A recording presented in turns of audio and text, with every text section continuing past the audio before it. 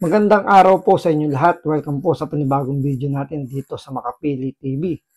Ngayon ito po ang pag-uusapan po natin ngayon, yung reaksyon ni Banat Bay sa pagpapa-privatization ng NAIA, ng airport po natin.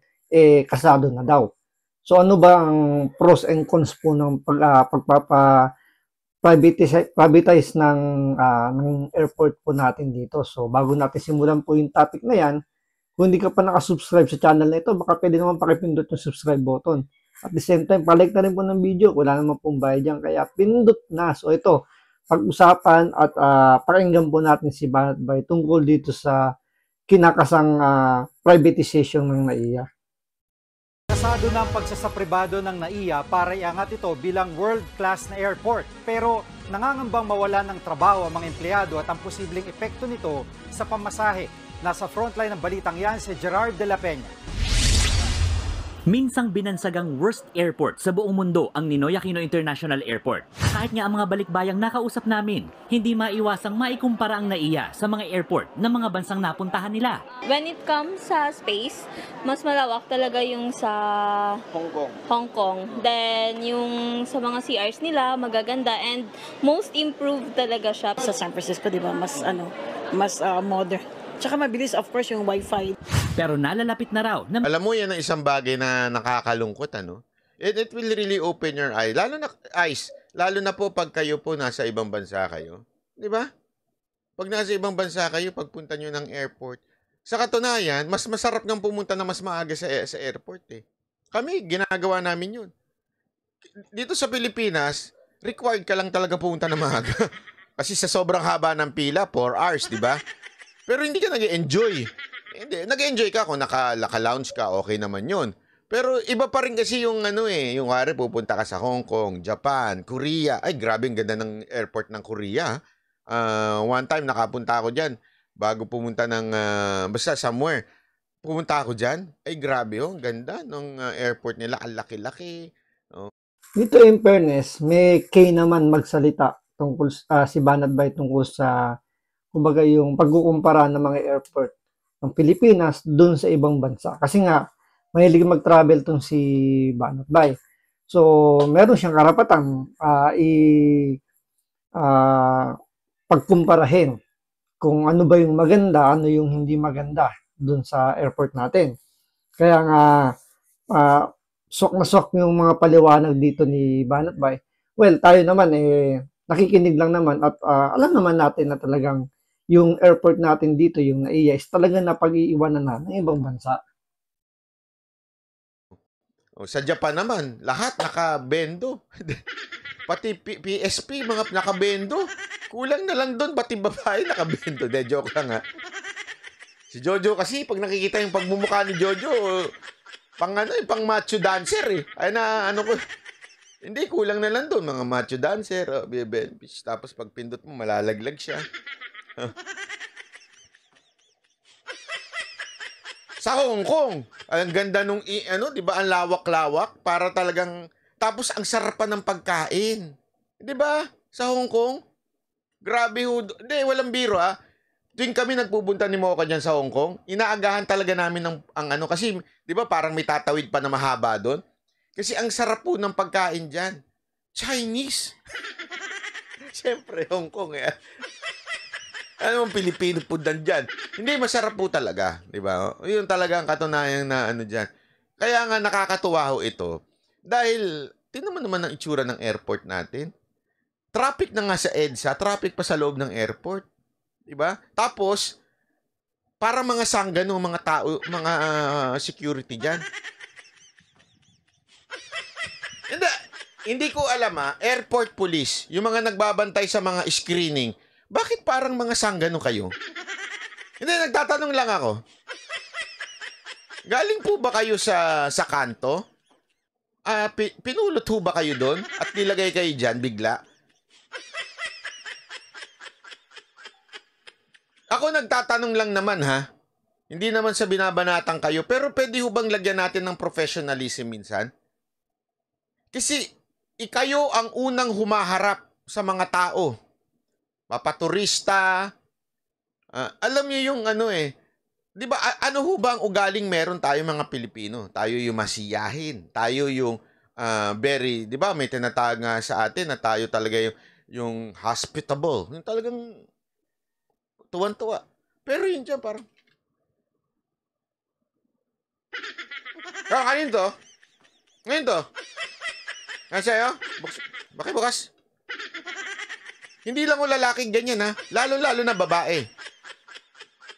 Mga babae dyan sa, ewan ko nga, insecure ba yung mga babae dyan sa, ano? Tanungin ko lang ho kayo, sana makarating sa inyo to mga animal kayo, mga masusungit na mga babae dyan. Porket babaeng maganda ang dumaan, kailangan nyo talagang sungitan? Insecure kayo? O baka yung jowa ninyo Minsan kasi parang defense mechanism na lang kasi ng mga, or parang nagpa-power trip din kasi yung mga nasa dyan sa airport.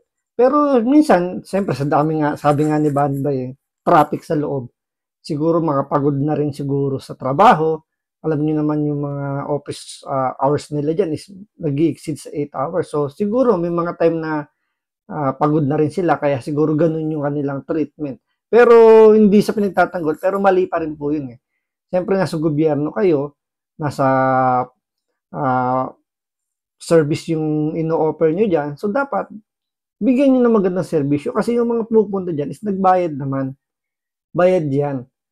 So dapat, i-practice nila yung mga sarili nila na talagang kailangan maging maayos yung pakikitungo nila sa lahat ng mga pasahero nandyan sa airport. papalit kayo sa mga magagandang babae, tanong ko lang, hindi minsan ganun eh. Na-experience namin yan eh. Pag sa iba, mabait. Nung nakita na yung mga kagos, nagsungit na si ate. Tapos kumakaano, tinataktak lang yung ano, parang, buksan mo yan, sandali. Ganyan yan eh, meron yan eh, may pantaktak sila. Buksan mo yan. Ito yung bag mo. Ganun eh. Di ba?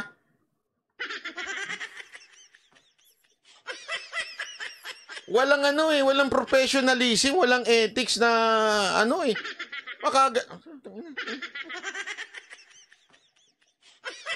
Hindi po ba pwedeng sabihin, ma'am, pwede po buksan po natin.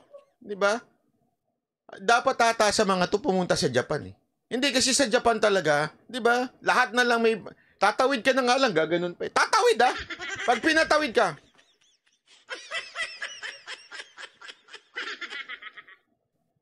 sa atin, ewan ko, parang mga sanggano. Kaya talaga ako, nag-aabang talaga ako kasi mag-iiskandalo ko. Pag lalaki ng ganun sa akin. Tapos biglang hinawakan nyo, ay! Gaganon ako. Bakit? Nag-aabang talaga ako eh. Kapag ginanon ako, tapos... Pero hindi lang naman sa airport meron ganyan eh. Kahit naman sa ibang government agencies, may ganyan. Kasi feeling nila na dahil empleyado sila ng gobyerno, mataas sila. Kaya kung itrato nila yung mga, especially yung mga may hirap natin na humihingi ng tulong or nakikipag-transact, may inaayos na mga papeles, mga dokumento, ganyan nila tinatrato na feeling nila sila yung mas mataas sila dun sa mga kumukuha ng mga serbisyo, ng mga dokumento, mga papeles. Mas mataas sila. Di ba dapat, mas i-guide pa nga dapat nila yung mga kababayan nating kumukuha ng serbisyo nila kasi nga bayad sila ng gobyerno eh. Yung pinambabayad ng gobyerno galing sa tax ng taong bayan, pera ng taong bayan. Sabi nga ni Pangulong Duterte, di ba, trabahante lang naman dapat yung mga nasa gobyerno. Pero ang lumalabas, yung nasa gobyerno pa yung lumalabas na nasa boss, ang pinaka-boss. Tapos yung mga mamamayan natin, sila yung mga mga servant, yung mga utusan, parang ganun ang dating. So, dapat yan yung mabagong sistema natin. Hindi kagaya sa Japan nga, napapanood naman natin, talagang sila, very, courtesy. Talagang yung respeto nila nandun sa, kahit hindi nila, hindi foreigner, kahit citizen nila, kung itrato nila sa, bigyan nila ng respeto, talagang mataas. Binaganon niyo, ay! Ganun. Alam mo, walang biro. Minsan nakikiliti ako. Dahan-dahan lang. Kuya. Yung pala punto niya dito sa... Yung pala yun. Gusto palang pa-kap-kap. Ay, nako. Magbago yan.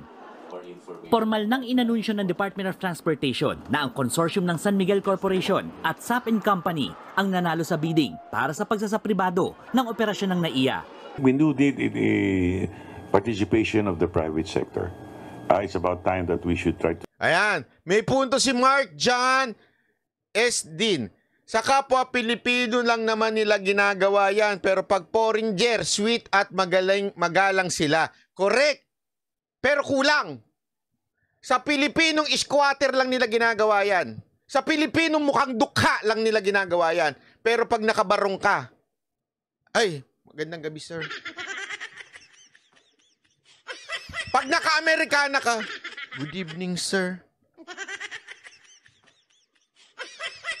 Pero kung naka-sandals ka lang, parang nautusan na bumili ng suka tapos pumasok ka ng airport. Naku po, maniwala ka. Ang kap-kap niyan. Hanggang puwitan. May punto si Banat Bay doon. Tsaka yung nag-comment na yon. Totoo po yan eh. Marami na naka-experience niya kahit naman tayo. Experience din natin yan. Na talagang kapag ang tingin ng official or empleyado ng gobyerno, kahit naman na private company, kapag pinagbabasihan tayo kung ano yung suot ng tao. Di po ba? Siyempre, pag foreigner, matik na yan. Alam nila yan, maraming pera yan. Siyempre, matatas mag-English. Iba yung respetong binibigay nila.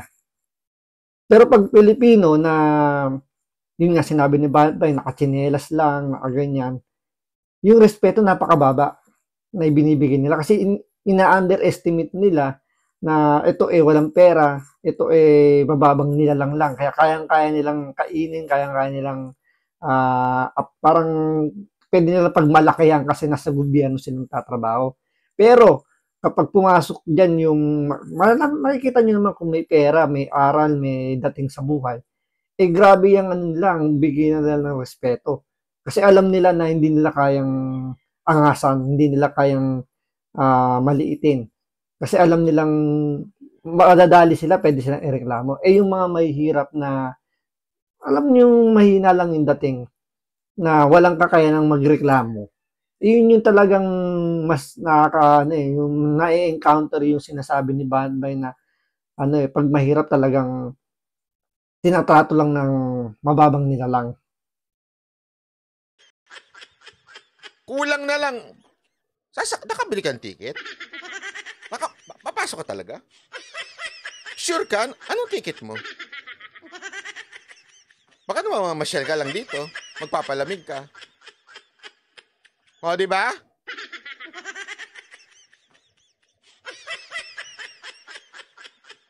Tama, lalo na nakapagbayad ng travel tax sa Terminal 3, nakasimangot po. Ay, correct kayo dyan. To think and modernize this airport. Makakatulong nila sa pagpapaganda ng paliparan ng International Airport Corporation. Alam mo, ang lalong-lalo na pag asama ng tingin nila pagka OFW. Kaya nabibwisit talaga ako eh. Nabibwisit ako sa mga ganyan eh. Ayaw ko, naiinis ako kasi wala, bas nakakabwisit lang. Ng operator ng Incheon Airport sa South Korea, napili ang San Miguel dahil sila ang may pinakamataas na bid. Handa itong magbigay ng 82% ng kita nito sa gobyerno. Sa kabuuan, sa loob ng 25 taon, 900 billion pesos ang posibleng kitain ng gobyerno. Katumbas yan ng 36 billion pesos kada taon. Mas malaki ito kaysa sa mahigit 1 billion. Alam mo kung ba't ko nasabi to? Kasi nung mga panahon na si Mocha opisyal ng gobyerno, pag nakakasama ko sa airport, mabait eh. Mabait yung mga tao doon. Ay, ma'am, good evening po, ma'am. Alam mo, hindi ako natutuwa doon na parang VIP ang dating ng isa, porket opisyal. Hindi ako natutuwa na ganito turing nila kay Mocha. Hindi ako natutuwa. Dapat, ganun ang turing nila sa lahat ng tao. Kasi yung taong bayan na nagpapasahod sa mga yan. Tama, mali. Hindi ho si Mocha lang. O hindi kaya yung opisyal lang. Kasi pag opisyal, grabe ho ang bati nila. Talaga, ma'am, sir. Umagad pa yan. Pero pagka ordinaryong tao na, wala na. Parang ano na, parang bang istorbo sa trabaho nila. Sige na, pasok ka na nga naman. Matapos na to. Makauwi na ako, mapunta sa jowa ko. Yung piso lang na kinikita ngayon ng pamahalaan. Pero ang malaking kitang yan, may katumbas na 122.3 billion pesos na gas. Hindi, ito maganda ho itong privatization. Sa totoo lang ayan ho yung kikitain ng NAIA, 900 billion sa 25 years. Kada taon, 36 billion. Kita ngayon, 1.78. Nakita nyo? Yung kita natin ngayon, 1.78. Pagka na-privatize na po yan, magiging 36 billion. Alam nyo kung bakit? Ngayon, masabi nyo naman, baka nakawin lang nila yan. Hindi na ho natin problema yan. Hindi, ibig ko sabihin, isa-isa lang tayo. Isa-isa lang. Huwag agad tayo negative. Isa-isa mula tayo. Kasi kung sasabihin kagad natin, nakawan na to, huwag na tayo magbayad ng tax. Nakakain pala nila Hindi yun ang punto doon. We have responsibilities. Okay? At kung itong ikakaganda ng ating airport, maganda ho ito. Kaya nga itong San Miguel, alam mo, tiwala ho ako dito kasi napakarami yung proyekto nitong naayos. Alam niyo, laki ng pakinabang ng mga Skyway. Maniwala ho kayo, grabe ho yung malaki yung pakinabang ng mga ginagawa nila, pati yung ibang mga airport na inaayos nila. Napakaganda. Kasi ho, eto in fairness naman, si Ramon Ang naman talaga, magaling naman talaga negosyante. And makikita mo naman the way na magsalita siya, makikita mo naman na kung anong klase siyang negosyante. Marunong yung mama. Napakahusay, ika nga. And I think magagawa niya to.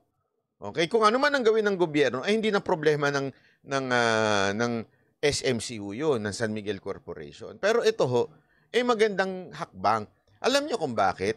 Nakita niyo yung mga simpleng bagay na, of course, ang gobyerno hindi na pinagtutuunan ng pansin.